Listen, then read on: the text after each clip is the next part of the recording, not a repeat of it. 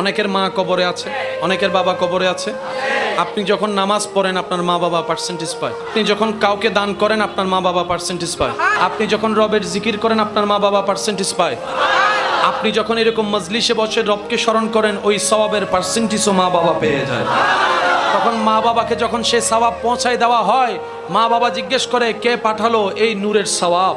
তখন ফেরেশতারা বলে আপনার সন্তান আও ওয়ালাদিন সালিহিন ইয়াদউ লাহু, ওই সন্তান পাঠিয়েছে।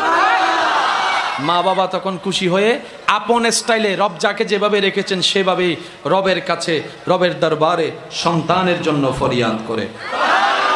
মনে রাখবেন ভাইয়েরা, যার সৌভাগ্যে মায়ের দোয়া লেগে গিয়েছে, যার তকদিরের সাথে বাবার দোয়া লেগে গিয়েছে, ওই সন্তানের এই পৃথিবীতে বাঁচার জন্য পিছনে আর ফিরে তাকাতে হবে না। হাজার মানুষ